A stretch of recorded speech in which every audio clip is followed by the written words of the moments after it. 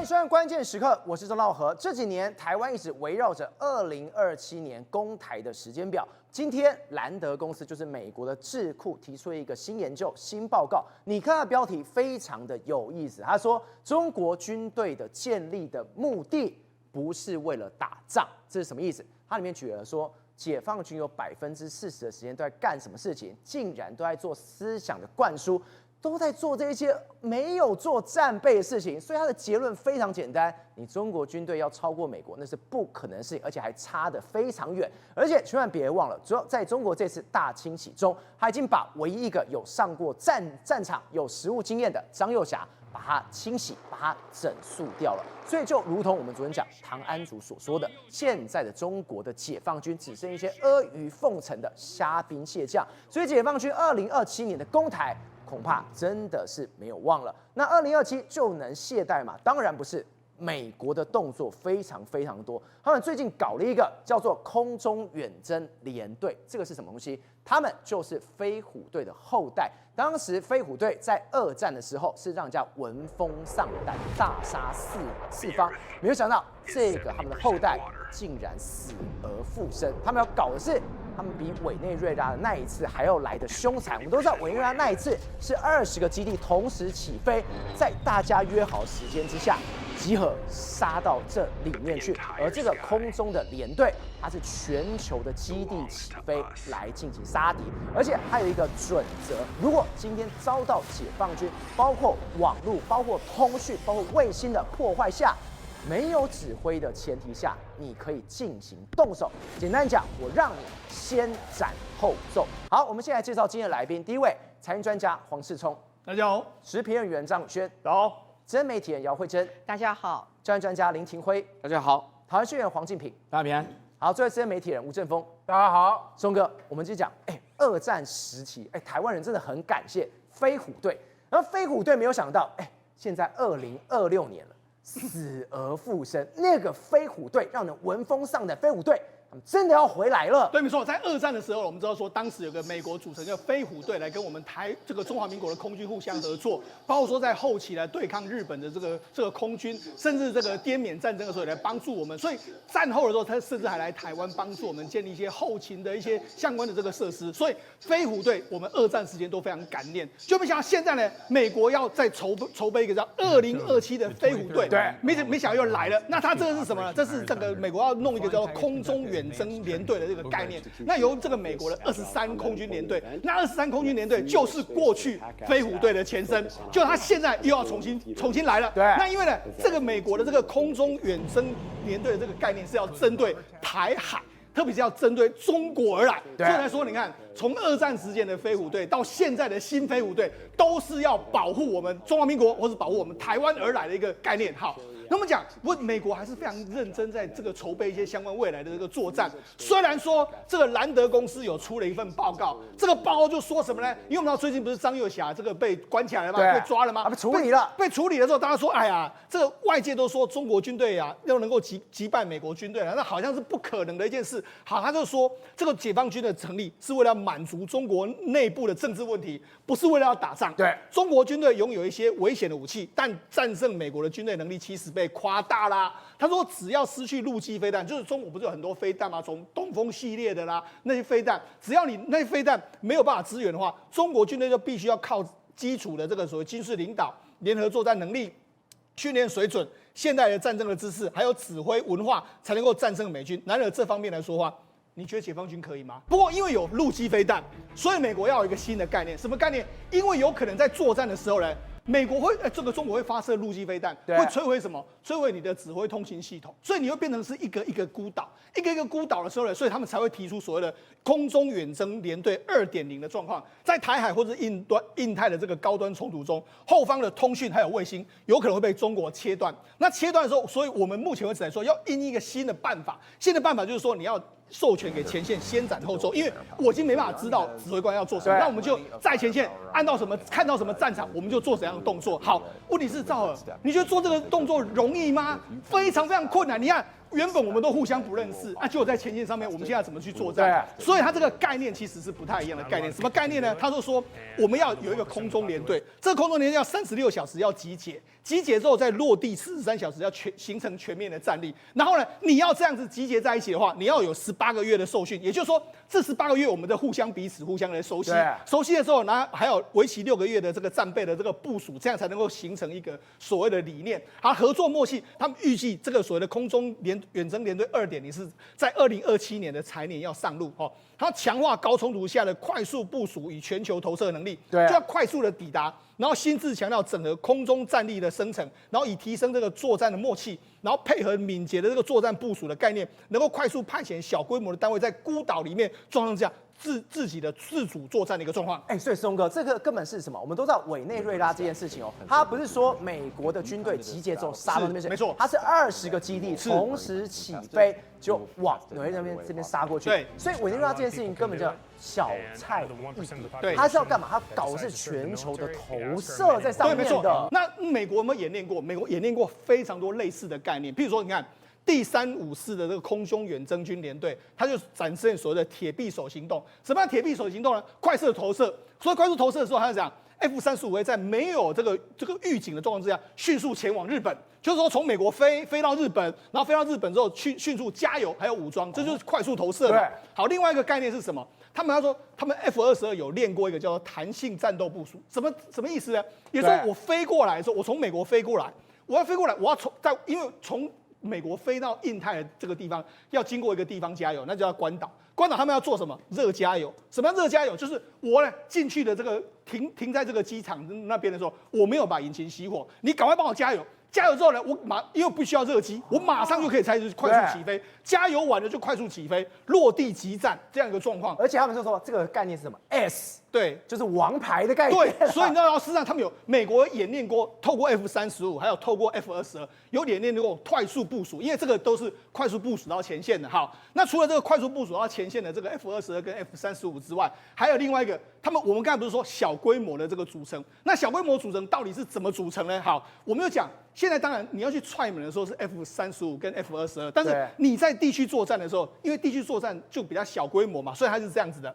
他们就说，美国这个因应这样新的这个状况的时候，他们就说，迫使飞行员要适应环境，然后自己这个生成出初级的架势，而不是在原地等待命令。其实美国过去有做过一个叫马赛克湖26的演习，那这个演习，张浩你要怎么演习吗？第一个我就讲，你如果假设到孤岛去的时候，张浩他们要习惯什么？他们这些飞行员或者这些军官呢，他们还要会什么？会打菜，会做菜。对，就是说，因为我们有可能在困在孤岛上面呢，困在孤岛上面的时候，我怎么办呢？我要负责打菜，然后我还要去算我的油料目前多少，那我的装备多少，我的核心能力多少。对，所以这个简单来说，未来所谓空中的这个远征队2.0的时候，你飞行员你也要会其他的功。所以今天飞行员并不单单只说我只要会一个就好，对，不是，你什么都要会，对，连这种所谓的厨房兵，对。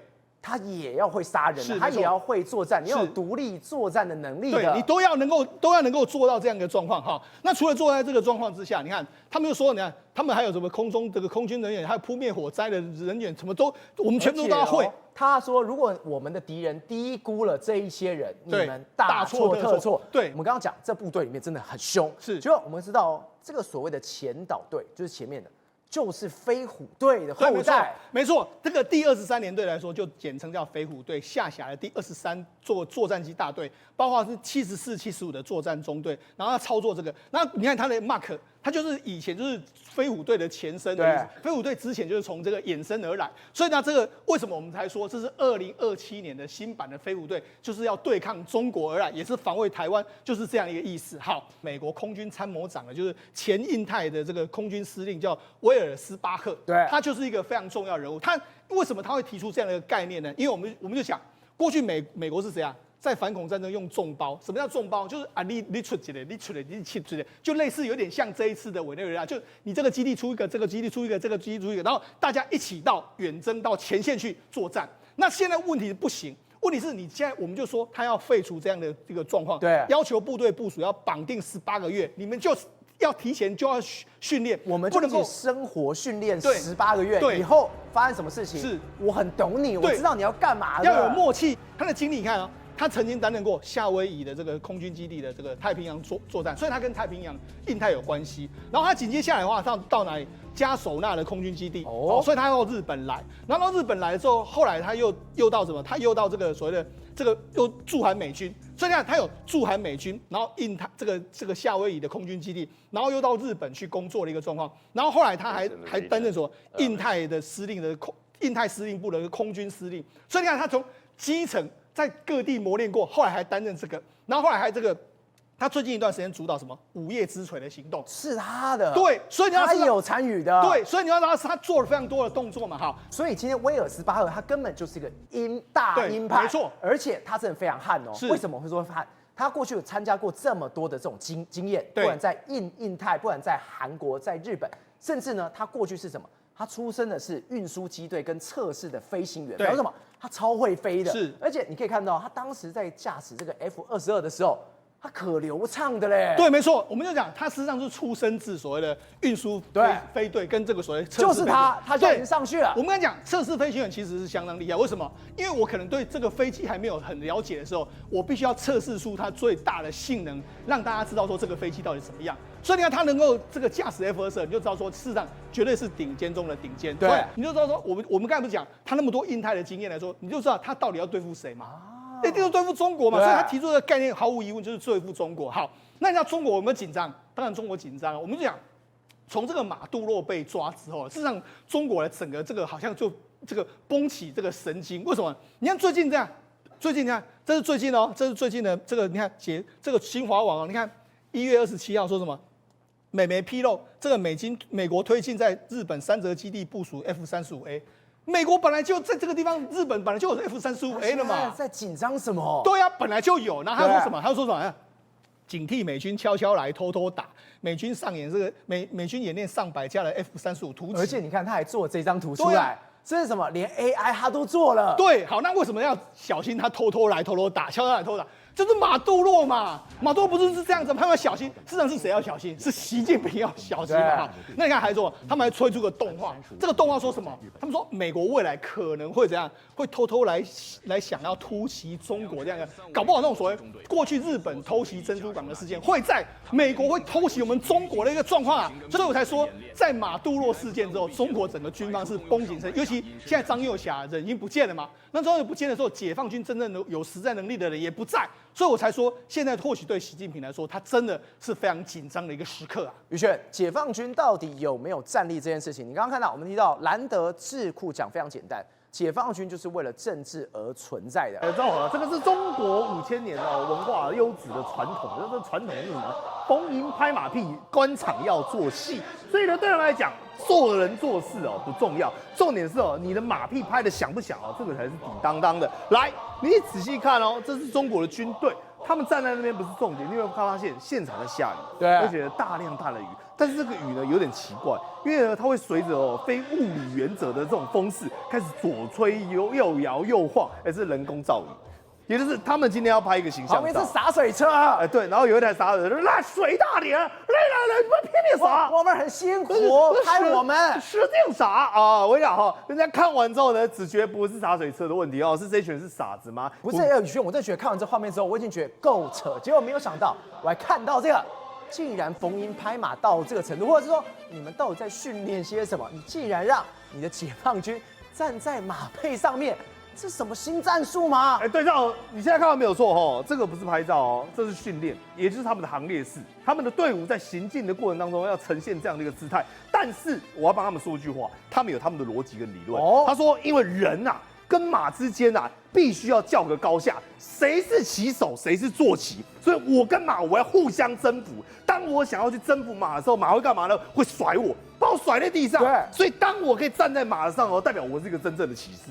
代表我英姿焕发，因为这个马完全臣服于我之下，而且呢，代表说这是中国铁杆骑士一个象征。你想想看，我可以立在他背上，他应该如此的焦躁不安，但他有没有反应？没有，他静静的处在那边。这是我们解放军的精神，让我踩踏所以你看这是我们讲下面看到这些马之后，中国的人民突然懂了什么？原来高官之上面的人，我是下面的牛跟马嘛。思想教育要从动物开始做起，所以你看人家讲说站在马上不就看不到热成像了吗？印度军人这样做，要不要嘲讽一番？然后这个最好笑，神马情况哦，就是他们的神马是用神马。哎，宇轩，那刚刚画面，我想说我们看错，哎，真的如兰德公司的研究说的，哎，你今天中国建立军队，根本是为了政治目的，你这是来打仗的吗？哎，当然没有错哦。我跟你讲，各位，这个研究员哦，他真的是中国通，因为他讲了一个最重要的关键。他说你在中国当兵哦，他整个军方的文化，它有一个很重要的原则，大概你要花40%的时间哦，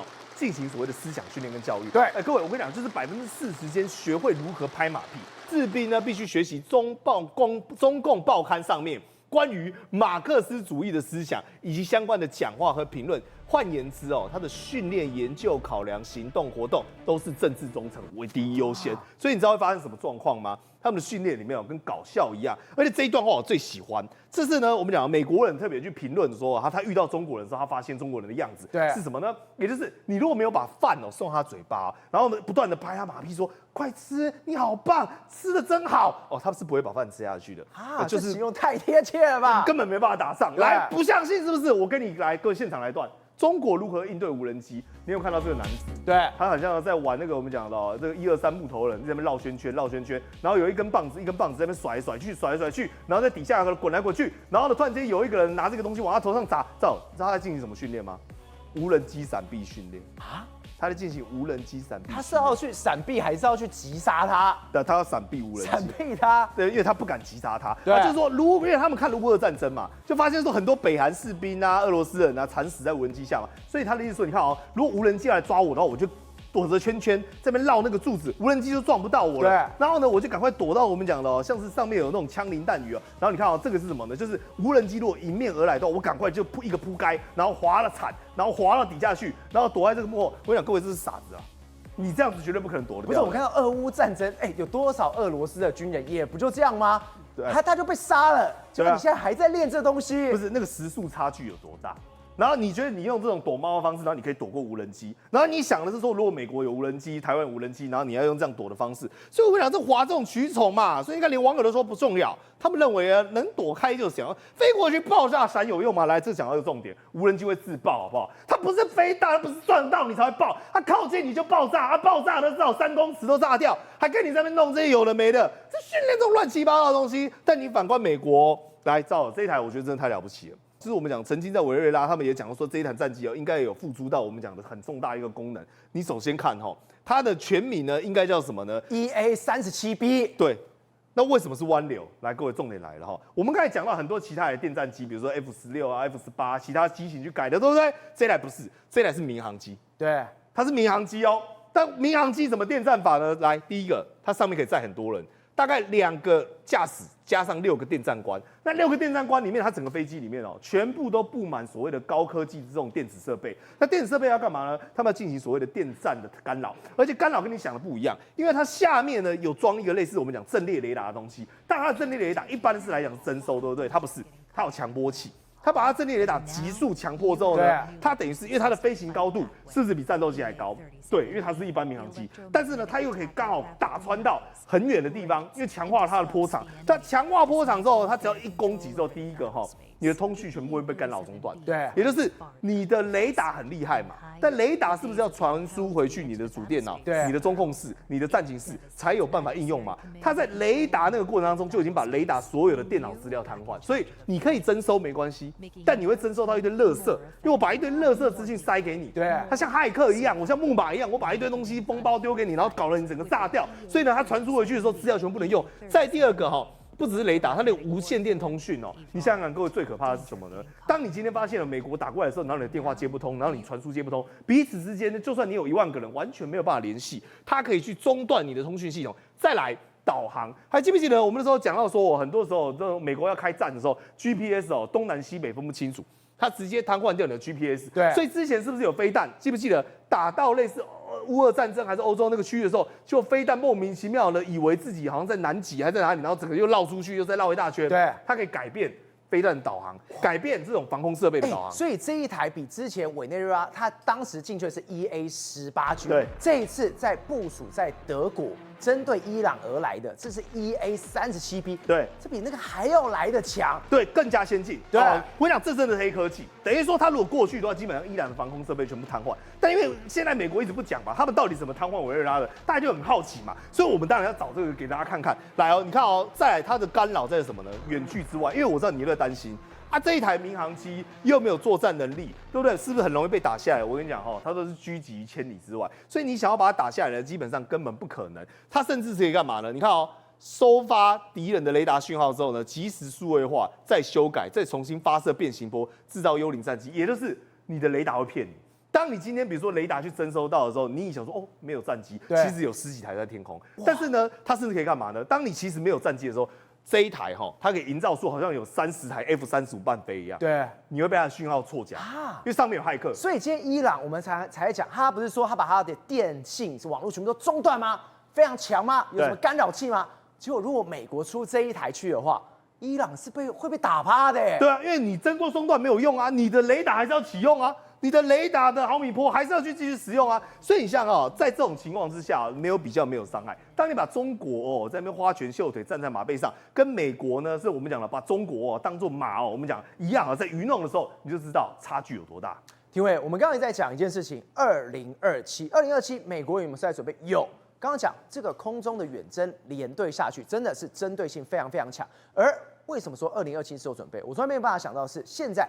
印太司令是完全把手直接伸进到第一岛链去。你看他最近对日本，甚至对韩国，还有韩国当成航母一样，你要给我做这个中国跟美国中间的航母，非常非常重要。甚至对我们台湾也是一模一样的。